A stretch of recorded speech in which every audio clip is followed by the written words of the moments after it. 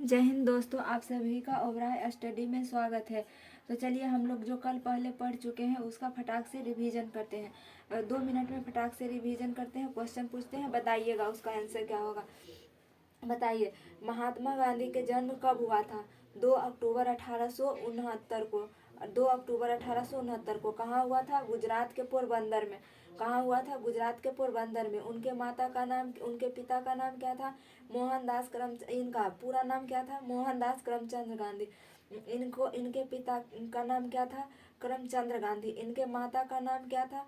पुतली बाई। इनके पुत्र का नाम क्या था? इनके 4 पुत्र थे। इनके 5वां पुत्र कौन थे? जमुना लाल बजाज। जमुना लाल बजाज।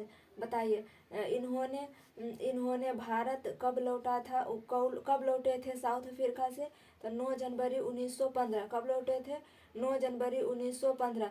बताइए, इंडियन ओपिनियन पुस्तक किनकी है? महात्मा गांधी की। और इनका कौन सा पुस्तक है? प्रमुख पुस्तक है स्वराज। स्वराज पुस्तक किनका है? महात्मा गांधी का। महात्मा गांधी के बताइए, प्रवासी दिवस कब मनाया जाता है? 9 जनवरी को, जिस दिन महात्मा गांधी साउथ अफ्रीका से भारत लौटे थे। और बताइए कि इनको विंस्टन चर्चिल ने क्या कहा था? इनको विंस्टन चर्चिल ने क्या कहा था? अर्धनग्न फकीर। और इनको आंदोलन के प्रेरणा किससे मिला था? ये रूस के विद्वान था कौन? Leo Tolstoy. लियो टॉल्स्टॉय से इनको आंदोलन के प्रेरणा मिला था। बताइए, भूख हड़ताल की प्रेरणा किनसे मिला था? रस्किन। याद किए थे ना कि रस पीना नहीं है, रस्किन। भूख हड़ताल की प्रेरणा किन से मिला था? ये रस्किन से। रस्किन से मिला था भूख हड़ताल की प्रेरणा। अब हम लोग समझते हैं आज के क्लास। चलिए आप लोग ध्यान से सुनिएगा, याद कराने की गारंटी हमारी है। ये पूरे टॉपिक खत्म होने के बाद आपको इतना अच्छे से रिवीजन हो जाएगा। जो पढ़ चुके हैं वो रिवीजन करेंगे और जो नहीं पढ़े हैं वो पढ़ेंगे। तो चलिए हम लोग कंटिन्यू करते हैं। महात्मा गांधी की उपाधियां से कंटिन्यू करते हैं। महात्मा गांधी जी के उपाधियां, अलग अलग लोगों ने इनको अलग अलग उपाधियां दिया था। जैसे जैसे सार्जेंट के उपाधि अंग्रेज दिया था। सार्जेंट की उपाधि किसने दिया था? अंग्रेजों ने। सार्जेंट की उपाधि इसलिए दिया था क्योंकि महात्मा गांधी ने 1900 महात्मा गांधी ने प्रथम विश्व युद्ध में अंग्रेज के तरफ से बहुत सारे भारतीय सैनिक को उसमें सेना में शामिल किए थे। इसलिए अंग्रेजों ने इनको सार्जेंट की उपाधि दिया था। कौन सी की उपाधि? सार्जेंट की उपाधि। और इन्होंने महात्मा गांधी ने जब स्टार्टिंग में आए थे तो अंग्रेजों को सहयोग करते थे कि अंग्रेज को सहयोग करते थे। इसलिए अंग्रेजों ने इन्हें कैसर ए हिंद की उपाधि दिया था। अंग्रेजों ने कौन सी उपाधि दिया था? केसर ए हिंद की उपाधि।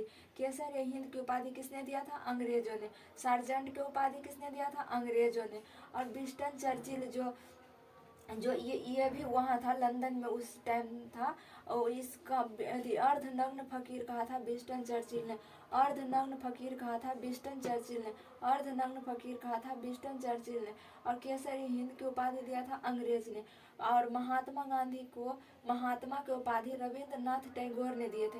महात्मा की उपाधि रविंद्रनाथ टैगोर ने दिए थे। महात्मा की उपाधि रविंद्रनाथ टैगोर ने दिए थे। देखिए, महात्मा की उपाधि इनको जब चंपारण सत्याग्रह में जब सफल हो गए थे ना, उसी के उपलक्ष्य में रविंद्रनाथ टैगोर ने इन्हें महात्मा की उपाधि दिए थे। और जवाहरलाल नेहरू ने इन्हें बापू कहकर पुकारा था। बापू की उपाधि इनको किसने दिया था? जवाहरलाल नेहरू ने। जवाहरलाल नेहरू ने बापू की उपाधि दिए थे। और सुभाष चंद्र बोस ने इनको राष्ट्रपिता कहकर संबोधित किए थे। सुभाष चंद्र बोस ने इन्हें राष्ट्रपिता कहकर संबोधित किए थे। और शेख मुजीबुर रहमान इन्हें जादूगर की उपाधि दिए थे। शेख मुजीबुर रहमान जादूगर की उपाधि दिए थे। क्या चीज का? जादूगर का। कौन दिए थे? शेख मुजीबुर रहमान। शेख मुजीबुर रहमान ने जादूगर की उपाधि दिए थे। और खुदाई खिदमतगार जो थे वो मंगल बाबा की उपाधि दिए थे। खुदाई खिदमतगार कौन क्या चीज की उपाधि दिए थे? मंगल बाबा के। खुदाई खिदमतगार क्या चीज की उपाधि दिए थे? मंगल बाबा के। और इनके बारे में और इनके बारे में आइंस्टीन ने कहा था कि आने वाले 100 या 200 वर्षों में कोई विश्वास नहीं करेगा कि इतना हाड़ मांस वाले व्यक्ति यानी इतना दुबला पतला व्यक्ति इतना बड़ा आंदोलन कर दिया है। ये आइंस्टीन ने गांधी जी के बारे में बोला था। तो बताइए, खुदाई खिदमतगार ने इन्हें कौन सी उपाधि दिया था? मंगल बाबा के। शेख मुजीबुर रहमान जादूगर के। सुभाष चंद्र बोस राष्ट्रपिता के। जवाहरलाल नेहरू बापू के उपाधि दिए थे। रविंद्रनाथ टैगोर ने इन्हें महात्मा की उपाधि दिए थे। विंस्टन चर्चिल ने अर्धनग्न फकीर कहा था। और अंग्रेजों ने इन्हें केसर हिंद की उपाधि दिया था। और एक उपाधि और कौन दिया था? अंग्रेज सार्जेंट की उपाधि दिया था। तो इतना हो गया होगा यार। तो अब हम लोग आगे समझते हैं। और जब 1916 में महात्मा गांधी साउथ अफ्रीका से आए थे 9 जनवरी 1915 को, 9 जनवरी 1915 के आने के बाद उन्होंने साबरमती आश्रम खोला। साबरमती नदी के किनारे अहमदाबाद में साबरमती नदी के किनारे साबरमती आश्रम खोले थे। उसके लिए पैसा अम्बालाल साराभाई ने दिया था। अम्बालाल साराभाई के पैसा से महात्मा गांधी ने साबरमती आश्रम की स्थापना किए थे और अपने कुटिया के नाम हृदय कुंज रखे थे। और उसके बाद 1916 में महात्मा गांधी, अच्छा बताइए गांधी जी के राजनैतिक गुरु कौन थे? तो पूछेगा कि गांधी जी के राजनैतिक गुरु कौन थे? तो CR दास थे, यानी नहीं सॉरी, गोपाल कृष्ण गोखले थे। कौन थे? गोपाल कृष्ण गोखले। तो उन्होंने जब भारत आए थे तो उन्होंने ये शिक्षा दिए थे, ये गोपाल कृष्ण गोखले, कि भारत में पहले तुम्हें विद्यार्थी जीवन जीना है। विद्यार्थी जीवन जीने के लिए शिक्षा दिए थे कौन? गोपाल कृष्ण गोखले। तो इन्होंने 1916 में जब लखनऊ में कांग्रेस का अधिवेशन हो रहा था, लखनऊ अधिवेशन, तो 1916 में लखनऊ अधिवेशन में उस समय अध्यक्षता कर रहे थे AC मजूमदार, मतलब अंबिका चंद्र मजूमदार। उस समय अध्यक्षता कौन कर रहे थे? अंबिका चंद्र मजूमदार। अंबिका चंद्र मजूमदार की अध्यक्षता में लखनऊ अधिवेशन में महात्मा गांधी उपस्थित हुए थे 1916 में। उसी समय बिहार के एक सदस्य थे राजकुमार शुक्ल। उन्होंने गांधी जी को नील्हे जमींदार के अत्याचार के बारे में बताया और 3 कठिया की जानकारी दी। 3 कठिया का मतलब होता है 20 कट्ठा खेत में 3 कट्ठा खेत में नील की खेती बोना। जिसके पास 20 कट्ठा खेत रहेगा उसमें से उसको 3 कट्ठा में नील बोना अनिवार्य है। तो इसी के बारे में जानकारी लखनऊ अधिवेशन में महात्मा गांधी को किसने दिया था? राजकुमार शुक्ल ने महात्मा गांधी से बिहार आने का आग्रह किया था। तो बताइए लखनऊ अधिवेशन कब हुआ था? 1916 में। देखो बाबू, इसमें जितना भी क्वेश्चन मतलब इसमें जितना भी लिखा हुआ है ये एकदम बोलिए कि इसको आप हटा ही नहीं, इग्नोर ही नहीं कर सकते। इसका प्रत्येक पॉइंट से क्वेश्चन पूछा जाता है, प्रत्येक वर्ड से क्वेश्चन पूछा जाता है। तो पूछेगा कि कौन सा अधिवेशन में महात्मा गांधी भाग लिए थे सबसे पहला बार? तो 1916 में। कौन सा में? लखनऊ अधिवेशन में। उसके अध्यक्ष कौन थे? AC मजूमदार, यानी अंबिका चंद्र मजूमदार। उसमें बिहार के सदस्य कौन थे? राजकुमार शुक्ला। उन्होंने क्या बताए थे? राजकुमार शुक्ल ने नीले जमींदार के बारे में बताए थे और 3 कठिया पद्धति के बारे में जानकारी देकर बिहार आने के लिए आग्रह किए थे। उसके बाद महात्मा गांधी ने 1917 में चंपारण सत्याग्रह किए थे। बिहार में चंपारण एक जगह है, वहाँ पे 1917 में इन्होंने राजेंद्र प्रसाद और ये इनके साथ रविंद्रनाथ टैगोर के साथ आए थे। कहाँ? बिहार के चंपारण में। और 1917 में क्या चीज? 1917 में इन्होंने चंपारण सत्याग्रह किए। चंपारण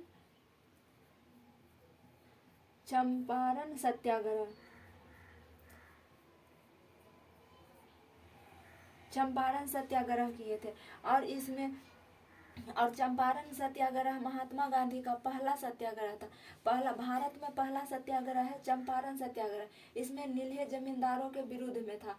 और क्वेश्चन पूछेगा कि ये महात्मा गांधी का पहला सत्याग्रह कहाँ हुआ था, तो साउथ अफ्रीका में। अब भारत में पहला सत्याग्रह पूछेगा तो बताइएगा चंपारण सत्याग्रह हुआ था, और इसमें सफल हो गए थे। तो यही सफलता से आहत होकर रविंद्रनाथ टैगोर ने इनको महात्मा की उपाधि दिए थे। क्या चीज़ का, महात्मा की उपाधि दिए थे। और 1918 में खेड़ा सत्याग्रह हुआ था। 1918 में खेड़ा सत्याग्रह हुआ था। 1918 में क्या चीज हुआ था, खेड़ा सत्याग्रह।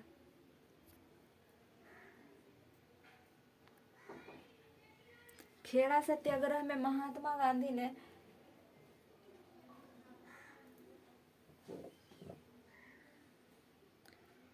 कैमरा थोड़ा हिल गया है दोस्तों, इसी को देख रहे हैं, थोड़ा सा पिक्चर सही से नहीं आ पा रहा है।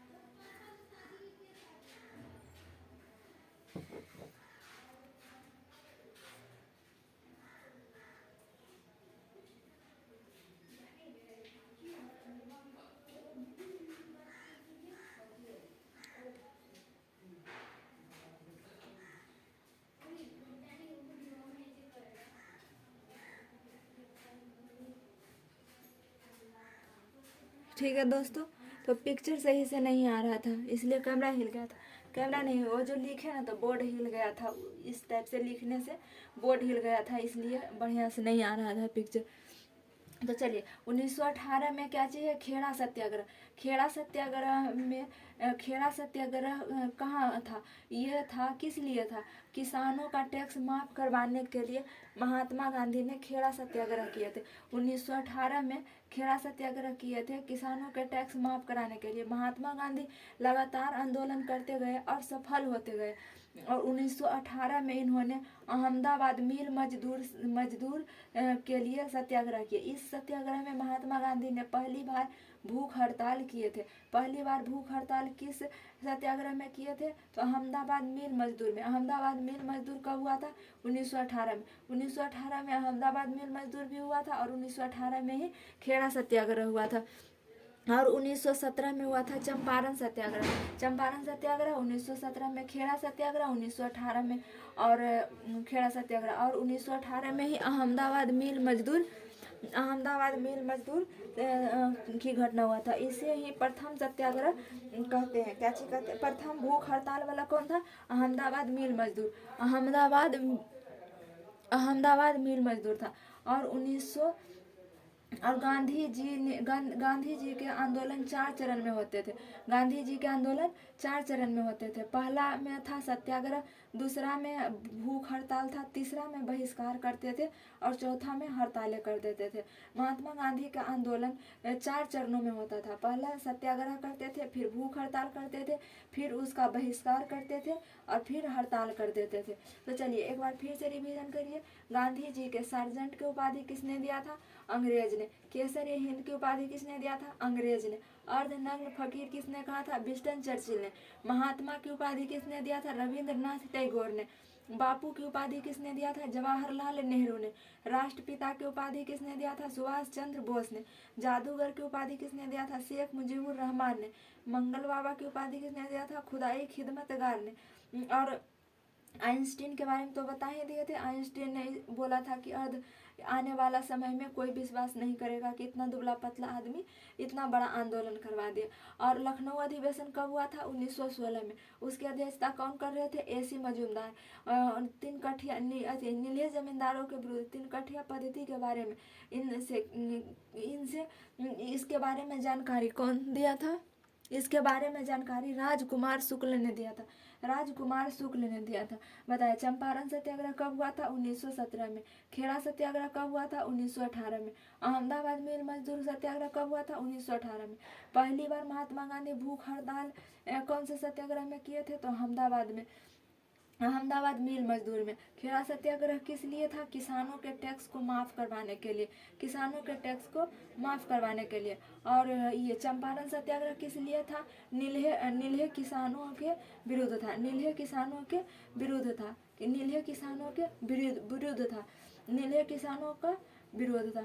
और इन्होंने गांधी जी के 4 चरण थे। इनके आंदोलन के 4 चरण थे। पहला में सत्याग्रह, दूसरा में भूख हड़ताल करते थे, तीसरा में बहिष्कार करते थे, चौथा में हड़ताल ही कर देते थे। तो अब उसके बाद आया रॉलेट एक्ट। रॉलेट एक्ट मार्च 1919 में आया। रॉलेट एक्ट क्या है? यह एक कानून है जो भारतीयों के लिए बनाया गया था। मार्च 1919 में आया रॉलेट एक्ट। यह भारतीय क्रांति को दबाने के लिए सिडनी रॉलेट के द्वारा लाया गया था। किसके द्वारा लाया गया था? सिडनी रॉलेट के द्वारा लाया गया था। रॉलेट एक्ट का कानून कब आया था? मार्च 1919 में।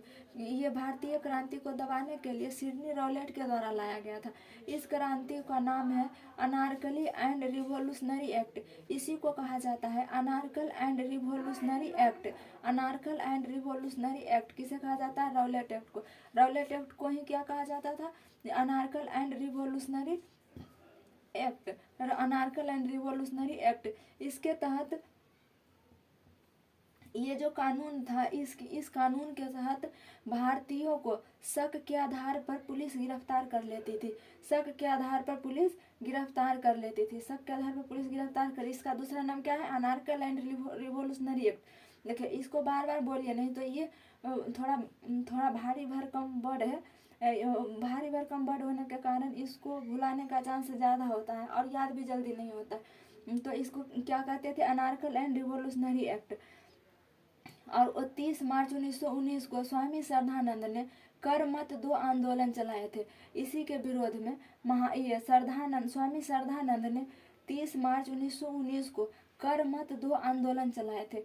कर मत दो आंदोलन चलाए थे स्वामी श्रद्धानंद।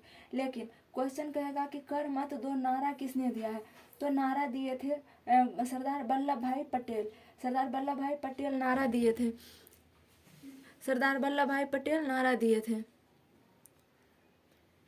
सरदार वल्लभ भाई पटेल नारा दिए थे। और इसे ही रॉलेट एक्ट कानून को कहा जाता है बिना अपील, बिना दलील और बिना वकील का कानून कहा जाता है। देखिए इसमें किसी को कुछ नहीं सुना जाता था, इसलिए इसे ना वकील रखने की अनुमति है, ना दलील सुनने की अनुमति है, और ना ही आप किसी में अपील कर सकते हैं, इसके लिए अनुमति था। इसलिए इसे काला कानून कहा गया। रॉलेट एक्ट कानून को क्या चीज कहा गया था? काला कानून। तो बताइए रॉलेट एक्ट कानून कब आया था? मार्च 1919 में।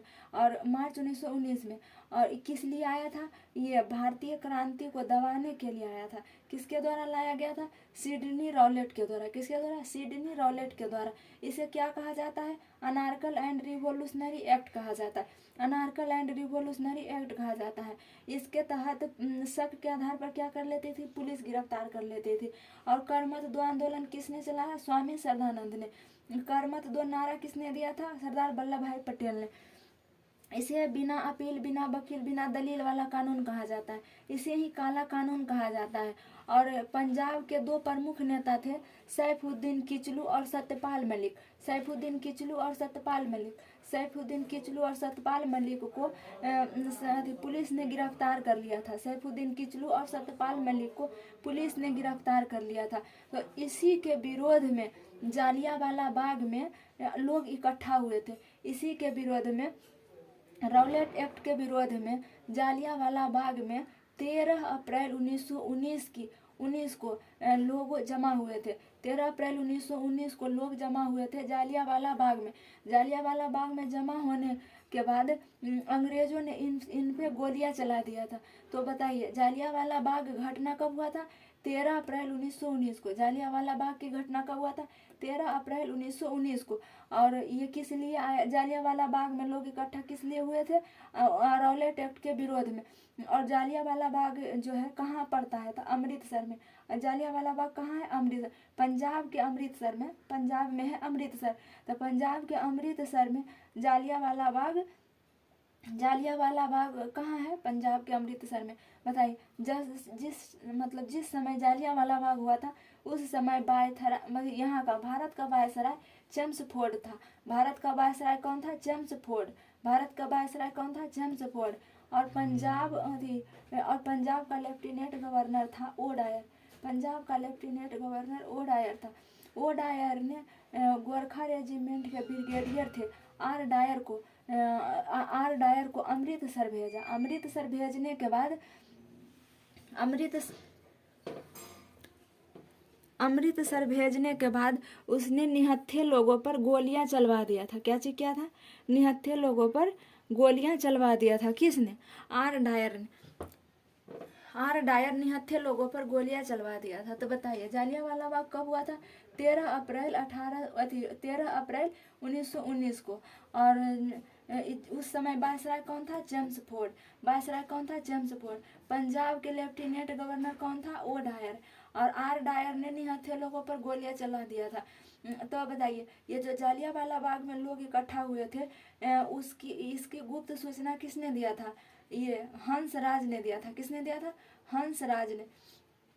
हंसराज ने गुप्त सूचना इसका दिया था। केसर ए हिंद की उपाधि किसने दिया था? हाँ, तो ये हंसराज नाम के जो व्यक्ति है, इसी ने अंग्रेजों को सूचना दिया था। क्या चीज के बारे में? जालियांवाला बाग के बारे में, कि जालियांवाला बाग में लोग इकट्ठा हो चुके हैं। तो जब जालियांवाला बाग में निहत्थे लोगों पर आर डायर के द्वारा जब गोली चलाकर मार दिया गया, तो इस घटना से आहत होकर ये महात्मा गांधी ने केसर ए हिंद की उपाधि त्याग दिए थे। अंग्रेजों से केसर ए हिंद की उपाधि त्याग दिए थे। और ये रविंद्रनाथ टैगोर ने सर की उपाधि त्याग दिए थे। रविंद्रनाथ टैगोर ने सर की उपाधि त्याग दिए थे। बताइए जब जालियांवाला बाग हुआ था तो वायसराय कौन था? James Ford. कौन था? James Ford. पंजाब के लेफ्टिनेंट गवर्नर कौन था? O Dyer. और ये जालियांवाला बाग के गुप्त सूचना किसने बताया था? दिया था हंसराज ने। हंस भारतीय था, हंसराज नाम के व्यक्ति, इसी ने अंग्रेज से सूचना दिया था कि जालियांवाला बाग में लोग इकट्ठा हुए हैं। तो महात्मा गांधी क्या चीज किए थे? केसर ए हिंद की उपाधि त्याग दिए थे। और ये सर की उपाधि किसने त्याग दिए थे? सर की उपाधि रविंद्रनाथ टैगोर ने त्याग दिए थे। और कांग्रेस के तरफ से मदन मोहन मालवीय के नेतृत्व में एक समिति का गठन किया गया था। यही जालियांवाला बाग का जांच के लिए कांग्रेस के तरफ से मदन मोहन मालवीय के नेतृत्व में एक समिति का गठन किया गया था। और अंग्रेज के तरफ से हंटर कमीशन का गठन किया गया था। इसके जांच के लिए अंग्रेज के तरफ से हंटर कमीशन का गठन किया गया था। हंटर कमीशन का गठन किया गया था। इस घटना को एक व्यक्ति चुपचाप देख रहे थे। उस समय बच्चा थे। कौन? उधम सिंह ने 1940 में लंदन जाकर ओ डायर पर गोली चलाकर मार दिए। ओ डायर को गोली से मार दिए। कौन? उधम सिंह मार दिए थे 1940 में। लंदन जाकर उधम सिंह ने ओ डायर को गोली चलाकर मार दिए थे। गोली से मार दिए थे। तो चलिए एक बार इसको समअप करते हैं लास्ट में। गांधी जी की उपाधियां से सार्जेंट की उपाधि किसने दिया था? अंग्रेज ने। और केसर ए हिंद की उपाधि किसने दिया था? यह भी अंग्रेज दिया था जब महात्मा गांधी उसको सहयोग करते थे तब। और जब प्रथम विश्व युद्ध में भर्ती करवाए थे, इधर से भारतीय सैनिक को भर्ती करवाए थे अंग्रेज की तरफ से, तो उसने सार्जेंट की उपाधि दिया था। विंस्टन चर्चिल ने इसे अंधनग्न फकीर कहा था। और रविंद्रनाथ टैगोर ने इन्हें महात्मा की उपाधि दिए थे चंपारण सत्याग्रह के समय। जवाहरलाल नेहरू ने बापू की उपाधि दिए थे। और सुभाष चंद्र बोस ने इन्हें राष्ट्रपिता की उपाधि दिए थे। शेख मुजीबुर रहमान ने जादूगर की उपाधि दिए थे। और खुदाई खिदमतगार ने मंगल बाबा की उपाधि दिए थे। आइंस्टीन का कथन तो कही दिए कि उन्होंने कहा था कि इतना बड़ा आंदोलन कोई विश्वास नहीं करेगा कि इतना दुबला पतला आदमी कैसे कर दिया। 1916 में हुआ था लखनऊ अधिवेशन। उसमें अध्यक्षता कर रहे थे एसी मजूमदार कर रहे थे अध्यक्षता। तो इनको नील्हे जमींदारों के विरुद्ध तिनकठिया पद्धति के बारे में जानकारी दिया था महात्मा गांधी को राजकुमार शुक्ल। 1917 में हुआ चंपारण सत्याग्रह। 1918 में हुआ खेड़ा सत्याग्रह में किसान को टैक्स माफ करने के लिए था। 1918 में हुआ अहमदाबाद मिल मजदूर और इस सत्याग्रह में सबसे पहली बार महात्मा गांधी भूख हड़ताल किए थे। गांधी जी के आंदोलन के 4 चरण थे। पहला सत्याग्रह करते थे, दूसरा में बहिष्कार करते, तीसरा में भूख हड़ताल करते थे और चौथा में हड़ताल कर देते थे। रौलेट एक्ट हुआ मार्च 1919 को किसके द्वारा लाया गया था? सिडनी रौलेट के द्वारा। इसका दूसरा नाम क्या? Anarkali and revolutionary act. इसके तहत शक के आधार पर पुलिस क्या करती थी? गिरफ्तार करती थी। 30 मार्च 1919 को स्वामी श्रद्धानंद ने कर मत दो आंदोलन चलाए थे। 30 मार्च 1919 को स्वामी श्रद्धानंद ने कर मत दो आंदोलन चलाए थे। और कर मत दो का नारा किसने दिया था? वल्लभ भाई पटेल ने। और इन्हें इसे क्या कहा जाता है, बिना अपील बिना दलील बिना वकील वाला कानून कहा जाता है। उस समय पंजाब के दो नेता थे, सैफुद्दीन किचलू और सतपाल मलिक को गिरफ्तार कर लिया गया था। जालियांवाला बाग कब हुआ था? 13 अप्रैल 1919 को। रॉलेट एक्ट के विरोध में जालियांवाला बाग में लोग इकट्ठा हुए थे। ये कहाँ है? अमृतसर, पंजाब।